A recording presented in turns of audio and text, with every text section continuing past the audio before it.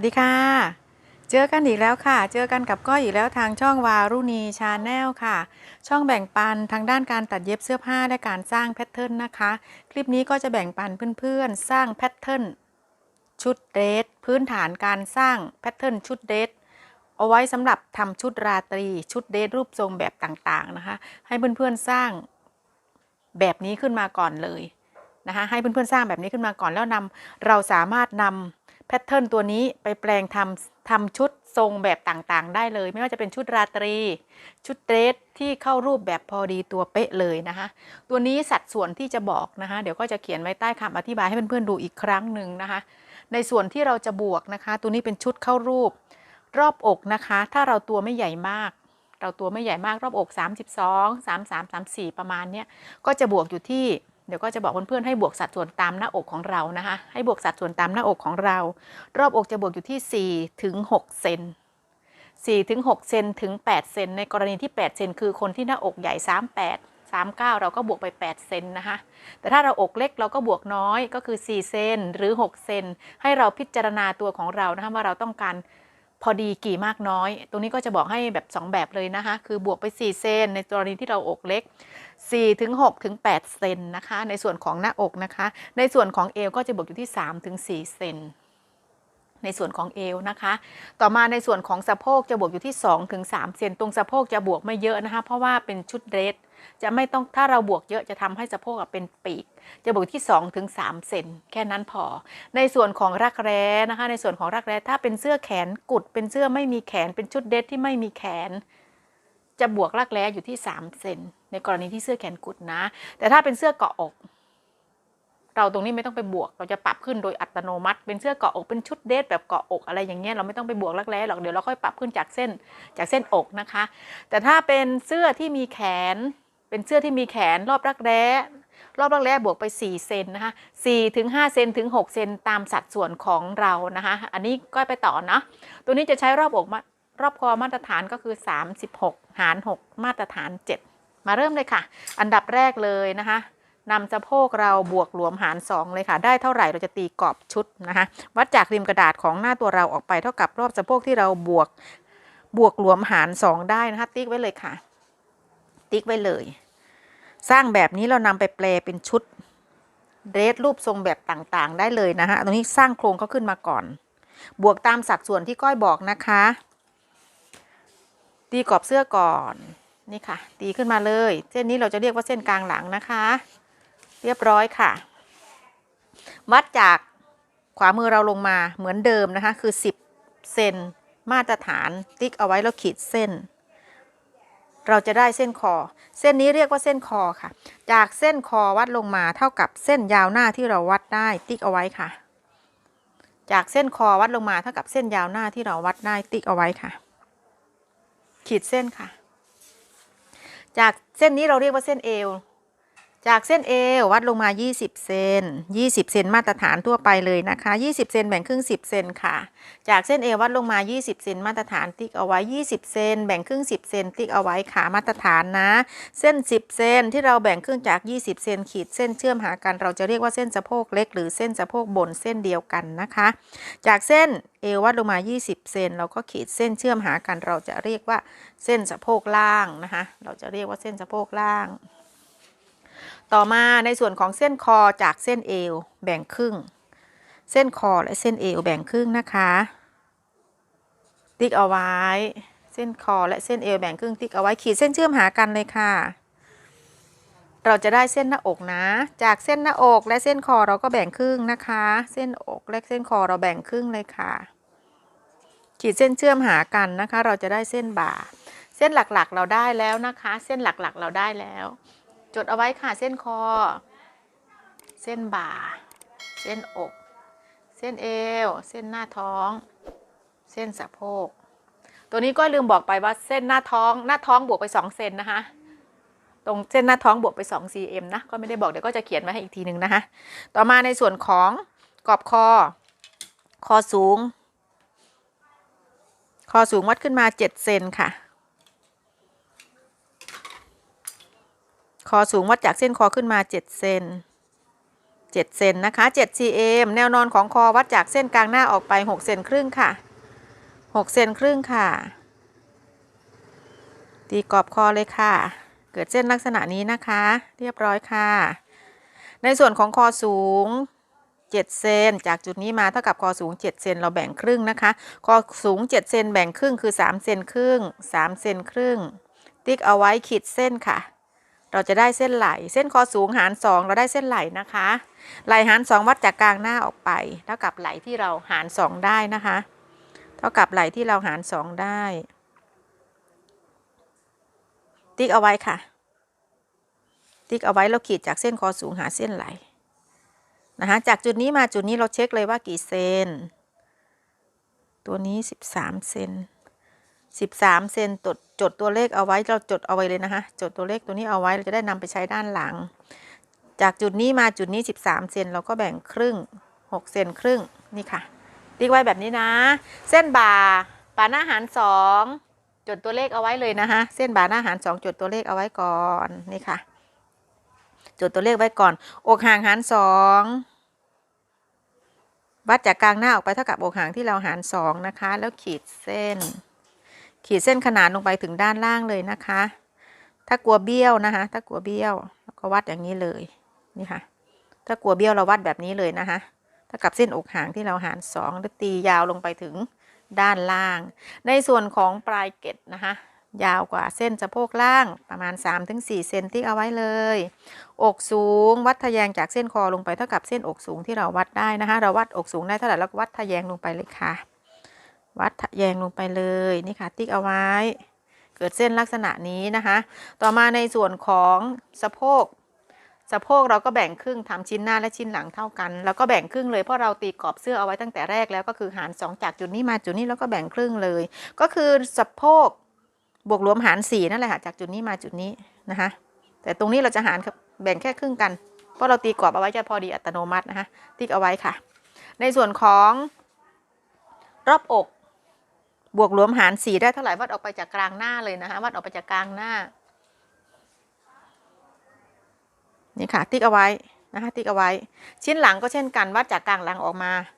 วัดจากเส้นกลางหลังออกมาเท่ากับรอบอกที่เราบวกรวมหาร4นะคะติ๊กเอาไว้เลยค่ะ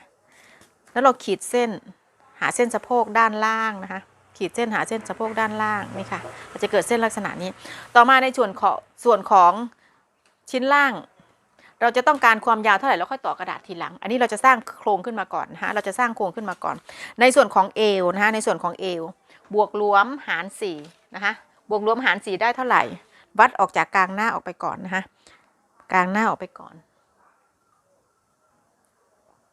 ติ๊กเอาไว้นะคะติ๊กเอาไว้เท่ากับรอบเอวที่เราบวกรวมหาร4นะติ๊กเอาไว้ตรงนี้ชิ้นหลังก็เช่นกันชิ้นหน้าวัดเข้ามาเท่าไหร่ชิ้นหลังก็วัดเข้ามาเท่านั้นติ๊กเอาไว้ต่อมาเราจะมาคำนวณเกล็ดการคำนวณเก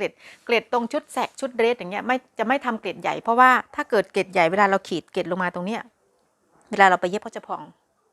เพราะฉะนั้นก็จะทำเกล็ดอยู่ที่2 เซน2 เซนถึง2 เซนครึ่งก็จะไม่ทำเยอะก็วัดออกมาเลยบวกเกล็ดไป2 เซน2 เซนถึง2 เซนครึ่งในชุดเดรสนะชุดเดรสนะคะเนี่ยก็วัดมาจาก2นี้2 เซนครึ่งส่วนที่เหลือก็จะโค้งเอวข้างเอวนี่จะโค้งเยอะหน่อยไม่ต้องการให้เกล็ดใหญ่ถ้าเกล็ดใหญ่เวลาเราเย็บมันจะเป็นจุกตรงเนี้ยเป็นจีบคือก็ทำเกล็ดอยู่ที่2 เซนครึ่งนะคะแล้วก็จะโค้งเอวเยอะหน่อยในส่วนของชุดเดรสนะในชุดเดรสนะคะตรงนี้ในส่วนของชิ้นหลังในชิ้นหลังเราจะเก็บกลางหลังเข้ามาจากจุดนี้นะคะจะเก็บกลางหลังขึ้นมาเข้ามา 0.5 เก็บเข้ามา 0.5 ตรงกลางหลังเก็บเข้ามา 0.5 เพื่อที่เราจะเก็บช้อนกลางหลังนะคะเก็บเข้ามา 0.5 พอเราช้อนเข้ามา 0.5 เราขยับตรงนี้ออกมาเท่ากับส่วนที่เราเก็บเข้ามานะคะคือ 0.5 เป็นเส้นนี้แทนนะคะเป็นเส้นนี้แทนก็คือจำนวนใหญ่ของเกล็ดตรงจุดนี้เราเก็บตรงนี้มา 0.5 เฉพาะชิ้นหลังนะคะเฉพาะชิ้นหลังเราก็ขยับมา 0.5 เช่นกันต่อมาในส่วนของเกล็ดด้านหน้านะคะด้านหน้าเราจะผักในส่วนของเกล็ดเนี่ยตรงกลางหน้าจะใช้อยู่ที่1 เซนใช้อยู่ที่1 เซนนี่ค่ะประมาณนี้ส่วนที่เหลือเกล็ดเราใหญ่เท่าไหร่จะผักมาด้านข้างของตะเข็บข้างรวมกันก็คือ2 เซนครึ่งอยู่แล้วนี่ค่ะเกล็ดด้านหน้าจะไม่เหมือนกับด้านหลังนะคะส่วนด้านกลางหน้าเราจะผักมา1 เซนขีดเส้นโยงลงไปหาเส้น ปลายเกล็ดแบบลักษณะนี้เห็นไหมคะด้านหน้าเขาจะไม่เหมือนด้านหลังนะไม่เหมือนในส่วนของเกล็ดนะคะต่อมาในส่วนของเกล็ดด้านหลังจากจุดนี้มาหาจุดที่เราเก็บเข้ามาแล้วครึ่งเซนเราจะแบ่งครึ่งจากจุดนี้มาจุดนี้เราจะหาร2นะคะตรงที่เราบวกเกล็ดแล้วเรียบร้อยนี่ค่ะเราก็ตียาวลงไปตีเป็นเส้นฉากลงไปปลายเกล็ดด้านหลังยาวจากเส้นสะโพกเล็กลงไปประมาณ 3-4 เซนติ๊กเอาไว้ในส่วนของเกล็ดจากจุดนี้จำนวนนี้คือใหญ่2 เซนครึ่งเราจะแบ่งด้านหลังนี้เราจะแบ่งให้เท่าๆกันนะคะจะแบ่งให้เท่าๆกัน2 เซนครึ่งเราจะแบ่งให้เท่าๆกันนี่ค่ะแล้วก็ตียาวลงไปถึงเส้นปลายเกล็ดที่เรากำหนดเมื่อกี้นะคะให้เกิดเส้นลักษณะนี้ในส่วนของด้านล่างเสร็จแล้วนะคะต่อมาเราจะมาหาตรงส่วนของยาวหลังของชิ้นหลังนะคะให้วัดนำเลข1วางตรงเส้นเอวนะคะนำเลข1วางตรงเส้นเอวขึ้นมาเท่ากับยาวหลังที่เราวัดได้ตัวนี้ยาวหลัง39 เซน39 เซนติ๊กเอาไว้ก็ติ๊กเอาไว้นะคะ39 เซนแล้วเราวัดจากเส้นคอขึ้นมาว่าจากเส้นยาวหลังของเรามันกี่เซนตัวนี้ได้6 เซนได้6 เซนมันยาวไปก็ปรับลงมานะคะก็จะปรับลงมาใช้อยู่ที่5 เซนมาตรฐานนี่ค่ะก็จะปรับลงมาใช้5 เซนเพราะว่ายาวหลังยาวไปนะคะปรับมาใช้5 เซนแต่ถ้าของเพื่อนๆวัดจากเส้นคอขึ้นมาเท่ากับยาวหลังที่เราวัดได้ไม่ถึง5 เซนเราใช้ยาวหลังของเราเลยนะคะแต่ถ้าเราวัดขึ้นมาเกิน5 เซนเราปรับมาใช้5 เซนมาตรฐานนะคะอันนี้ก้อยไปต่อนะก้อยไปต่อนะแล้วตีเส้นฉากตีแนวนอนมาแบบนี้แนวนอนของคอหลังวัดจากเส้นกลางหลังมา7 เซนนะคะ7 เซนจุดเอาไว้แล้วตีเส้นจุดเอาไว้แล้วตีเส้นแนวสูงของคอหลัง2 เซนค่ะ2 เซนติ๊กเอาไว้นี่ค่ะแล้ววัดจากคอสูงมาหาเส้นคอว่ากี่เซนตัวนี้7 เซนนะคะ7 เซนเราจะแบ่งครึ่งก็คือ3 เซนครึ่ง3 เซนครึ่งนี่ค่ะจดตัวเลขเอาไว้เราจะนำมาหาไหล่หลังนะคะตรงจุดนี้นะต่อมาบ่าหลังเราหาร2ได้เท่าไหร่วัดออกมาเลยค่ะหาร2นี่ค่ะติ๊กเอาไว้แล้ววัดขึ้นมา7 เซนวัดจากเส้นบ่าขึ้นมา7 เซนเป็นกฎบังคับนะคะติ๊กเอาไว้จากจุดนี้นำส่วนที่เราหาร2คือตรงนี้คือวัดจากจุดนี้มา7 เซนถูกต้องไหมคะเราได้7 เซนแล้วก็แบ่งครึ่งก็คือ3 เซนครึ่งนำ3 เซนครึ่งมาบวกต่อจากตรงนี้ขึ้นไปนะคะ3 เซนครึ่งติ๊กเอาไว้เราขีดเส้นเราจะได้เส้นไหล่หลังเส้นนี้เรียกว่าเส้นไหล่หลังนะคะเส้นนี้เรียกว่าเส้นไหล่หลังต่อมาในส่วนตัวเลขที่เราจดเอาไว้ก็คือเลข13เราจะนำเลข13ไหล่ตรงเนี้ยเลข1วางตรงเส้นคอหลังนะคะตรงเส้นคอสูงด้านหลังเลข13เราจะต้องตกตรงเส้นไหล่หลังของเพื่อนๆเลขของเพื่อนๆ14 เซน15 เซนอะไรก็แล้วแต่นำตัวเลขใช้ตัวเลขของเรานะคะอันนี้จะเป็นตัวเลขของก้อยนะแล้วก็ขีดเลยนี่ค่ะเลข13 เซนเราตกตรงเส้นไหล่พอดีแล้วเราก็แบ่งจากจุดนี้มาแบ่งครึ่ง13 เซนแบ่งครึ่งก็คือ6 เซนครึ่ง13 เซนแบ่งครึ่ง6 เซนครึ่งติ๊กเอาไว้เป็นเส้นกลางไหล่ขีดหาเส้นเอวขีดหาเส้นเกล็ดตรงด้านหลังกลางหลังของเส้นเกล็ดนี้เลยนะคะใช้ไม้บรรทัดวางนี่ค่ะใช้ไม้บรรทัดวางจุดตัดเกล็ดคือเส้นหน้าอกนะคะจุดตัดเกล็ดตรงเส้นหน้าอกนะคะตรงจุดนี้อ่ะมันทำได้หลายแบบเวลาเราทำชุดพวกชุดเข้ารูปหรืออะไรเงี้ยแต่ถ้าเป็นเราอยากให้เข้ารูปพอดีเลยมันจะต้องมีเกล็ดตรงนี้บางทีที่ก้อยทำอ่ะเอาจริงๆเลยนะก้อยแทบจะไม่ทำเกล็ดด้วยซ้ำชุดราตรีก้อยแทบจะไม่ทำเกล็ดตรงนี้ด้วยซ้ำก้อยสร้างไปเลยเพราะว่าเราไม่ได้บวกรักแร้เยอะเราไม่ได้บวกรักแร้เยอะส่วนตัวก้อยเลยนะที่ก้อยตัดให้ลูกค้าก้อยแทบจะไม่ทำเกล็ดตรงนี้ด้วยซ้ำพวกชุดเดรสนะอันนี้ก็จะไม่ทำเกล็ดนะคะก็ใช้ตรงนี้เลยพอเราได้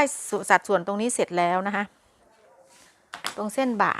เราจุดเอาไว้เข้มๆเดี๋ยวเราค่อยโค้งรักแร้นะคะเดี๋ยวเราค่อยโค้งรักแร้ตรงเส้นบ่าต่อมาเราจะทำเกล็ดของชิ้นหน้าจุดอกห่างที่เราวัดเอาไว้เส้นที่เราแบ่งครึ่งตีเส้นเราวัดไว้เลยนะคะเพื่อนขาจากจุดนี้มาจุดนี้กี่เซนตรงนี้13 เซนจดตัวเลขเอาไว้แล้วก็บ่าหน้าเราหาร2แล้วจดตัวเลขเอาไว้นะคะจดตัวเลขเอาไว้แล้วขีดเส้นจากเส้นไหล่ที่เราแบ่งครึ่งหาเส้นสูงนี่ค่ะตีแบบนี้นะนี่ค่ะพับเกล็ดนะคะเพื่อนขาพับเกล็ดแบบนี้เห็นไหมนี่ค่ะ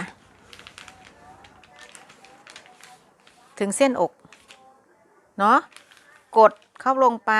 ให้ตกเส้นแบบนี้ถูกต้องไหมให้เส้นไหลเข้าตรงกันกับเส้นคอตรงนี้เห็นไหมที่เราแบ่งครึ่งนี่ค่ะ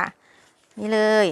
แล้วเราวางจากเส้นคอตรงนี้ที่เราวัด13 เซนจากจุดนี้มาถึงจุดนี้จะต้องได้13 เซนของเพื่อนๆตัวเลขของเพื่อนๆเท่าไหร่ก็คือได้จำนวนของตัวเลขของเพื่อนๆนะคะเวลาหาเกรดตรงเนี้ยนะนี่ค่ะวางเลยให้เขาตกเส้นนี้นะพอนี้พอดีทำให้ได้นะเพื่อนค่ะเราจะได้ทรงเสื้อที่สวยทรงชุดเดทที่สวยนะทรงเต้าเขาจะสวยนี่ค่ะเลื่อนหาเลยนี่เลยนี่ค่ะแล้วเรามาร์กแบบนี้ในส่วนของเส้นบ่าหน้าที่เราหาร2แล้วเราจดตัวเลขเอาไว้นะแล้วก็วัดจาก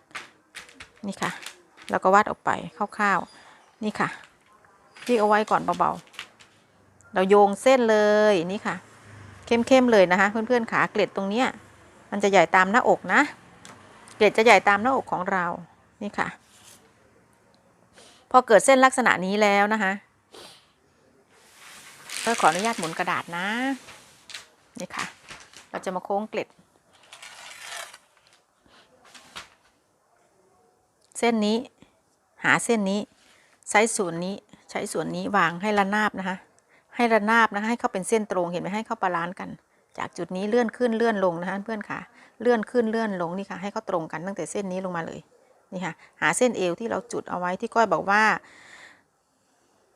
จากจุดนี้วัดมา1 เซนส่วนที่เหลือจะเป็นด้านข้างของเกล็ดนะคะ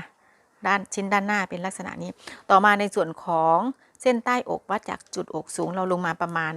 8 เซนถ้าอกใหญ่ก็จะประมาณ10 เซนนะคะตรงนี้ก็จะใช้อยู่ที่8 เซนเพราะว่าลูกค้าอกไม่ใหญ่นะนี่ค่ะก็คือเส้นใต้อกแล้วก็ขีดขนานเอาไว้แบบนี้ต่อมาเราจะมาช้อนอกตรงนี้นะคะใช้ตรงนี้ก็ได้ที่เหมาะมือเราหรือตรงนี้ก็ได้แล้วแต่เรานะคะคือการโค้งเนี่ยมันแล้วแต่เรา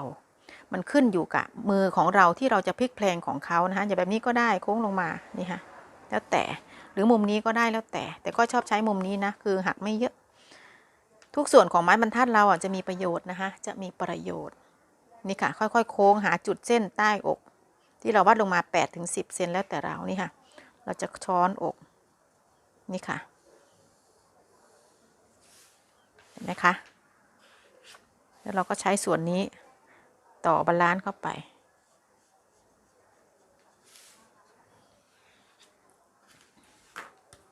ต่อมาพอเราได้แบบนี้เสร็จแล้วเรียบร้อยนะคะในส่วนของสัดส่วนตรงนี้ตรงเส้นบ่านะคะโค้งรักแร้ในส่วนของรักแร้ที่เป็นชุดแขนกุดเราก็บวกไปที่3 เซนแล้วก็โค้งเลยนะคะเราก็โค้งเลยแต่ตัวนี้ก็จะทำเป็นมีแขนนะมีแขนรักแร้ตัวนี้จะอยู่ที่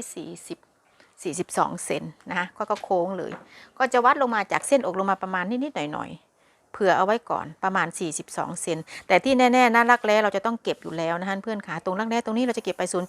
0.75 นะคะเก็บเข้าไปตรงนี้เราจะเก็บอยู่แล้วนะคะต้องเก็บนะวัดลงมาจากเส้นอกประมาณ1 เซนก็กะเอาไว้ก่อนเดี๋ยวก้อยขออนุญาตตัดกระดาษออกไปก่อนนะคะเพราะว่าชุดเขายาวกระดาษเขาเยอะตัดเส้นกลางนะคะตรงเส้นที่เราหักอย่าไม่ต้องไปตัดออกนะคะเพราะว่าเราจะได้รู้ว่าเราเก็บเข้ามาเท่าไหร่นะคะไม่ต้องไปตัดเขาออกตามเส้นที่เราเก็บเข้ามา 0.5 นะเราเก็บไว้ดูเราจะได้รู้ว่าเราเก็บกลางหลังเข้าไปเท่าไหร่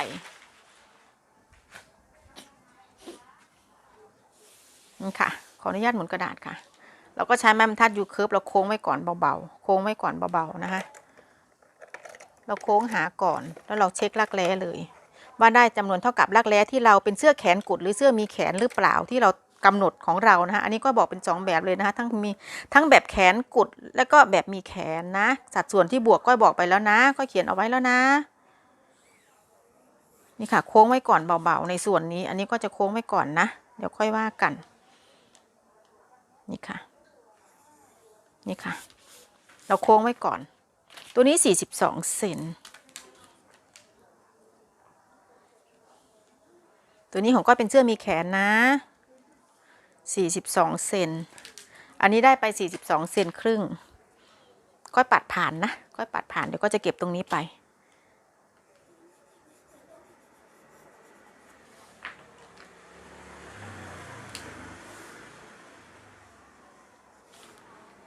อันนี้ของก้อยได้นะคะตรงรักแร้เก็บอยู่ที่ 0.75 นะคะเป็นเสื้อมีแขน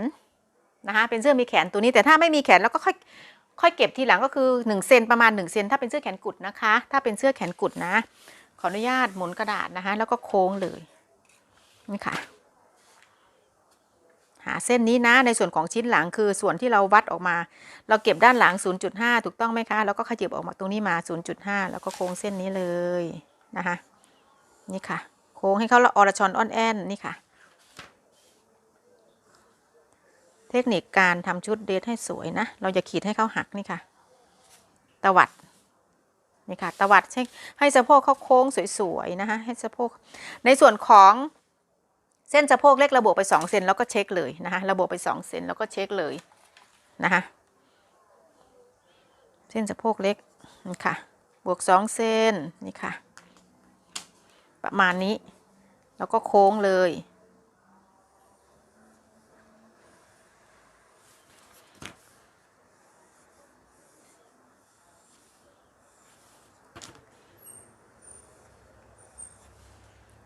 แล้วเราก็เช็คเลยสัดส่วนของเราต่างๆอันนี้จะเป็นรอบเอวที่เราบวกรวมแล้วเรียบร้อยเราจะเช็คเลยนะเช็คจากเส้นเอวที่เราเก็บเข้ามาหาเส้นเอวหาเกล็ดตรงนี้เราเว้นวรรคเกล็ดเอาไว้แล้วก็ต่อตรงนี้นี่ค่ะแล้วก็เว้นเอาไว้แล้วก็มาเริ่มต่อจากจุดนี้มาหาเส้นเกล็ดด้านหน้าแล้วก็เว้นวรรคเอาไว้จุดนี้เราก็เว้นวรรคเอาไว้ตรงนี้เอว28บวกรวมเรียบร้อยนะของก้อยไม่ขาดไม่เกินนะของก้อยอยู่ที่28นิ้วกับ1กระเบียดไม่เป็นไรก็ปัดผ่านแค่ขีดเดียวเองก็ปัดผ่านแล้วก็เราก็เช็คตรงเส้นสะโพกนะไม่หายอยู่แล้วเพราะว่าเราตีกรอบนี่ค่ะสะโพกของเรามันพอดีอยู่แล้วมันไม่หายทีนี้ในส่วนของสะโพกเล็กมันจะหายไปหรือจะเกินไปมันก็ขึ้นอยู่ตรงเกล็ดตรงนี้ถูกต้องไหมคะเรากินเกล็ดเข้าไปตรงนี้เข้ามาประมาณอันนี้ประมาณครึ่งเซนตัวนี้ก็ประมาณนี้ตรงส่วนนี้นับสะโพกเราอยู่ประมาณนี้เส้นหน้าท้องเราอยู่ประมาณนี้เห็นไหมคะเส้นที่เราขีดเนี่ยมันจะห่างออกไปตรงส่วนนี้เขาจะบาลานซ์กันพอดีเขาจะรับกันพอดีเราก็เช็คหน่อยอย่าให้เขาหายหรือว่าเขาเกินมันไม่เป็นไรแต่ถ้าเขาหายชุดเรามันจะฟิตนะคะเกินไม่เป็นไรแต่ถ้าเขาหายไปชุดเรามันจะฟิตนี่ค่ะอันนี้ของก้อยเกินไปเกินอยู่ที่ประมาณครึ่งเซนก็ปัดผ่านนะคะอะไรก็แล้วแต่อย่าให้เขาขาดนะคะให้เขาเกินไปไม่เป็นไรนะคะในส่วนที่เราโค้งเสร็จแล้วเรียบร้อยทรงตรงเนี้ยตรงเอวเราจะต้องเกาให้เขาเป็นเส้นโค้งนะคะนี่ค่ะตรงเส้นเอวตรงนี้เห็นไหมคะเราเกาให้เขาเป็นเส้นโค้งนี่ค่ะอย่าให้เขาหัก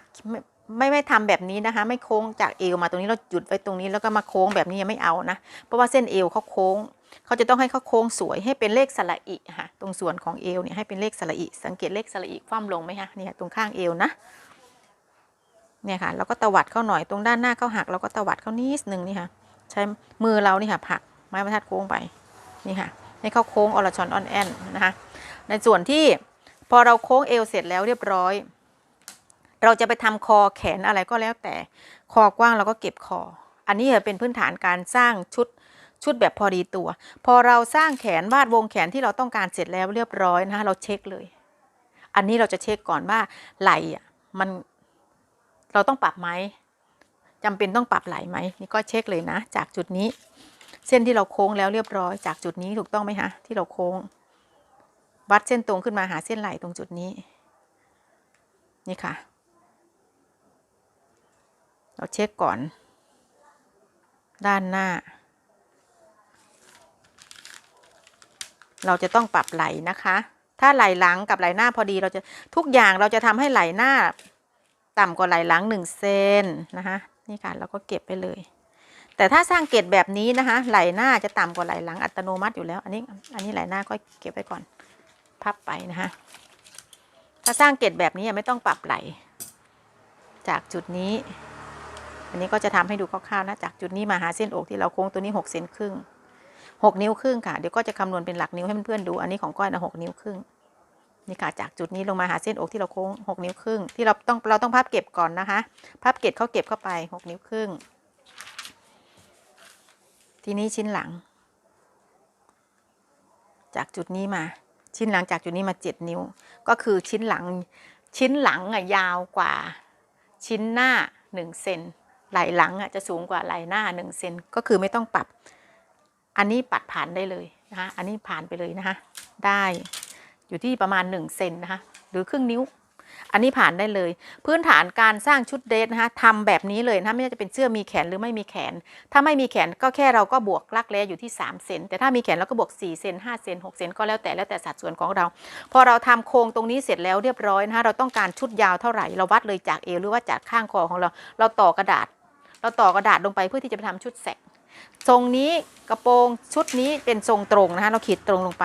แล้วเราค่อยไปแปลงเป็นทรง A ทรงสอบเราค่อยนำกระดาษพื้น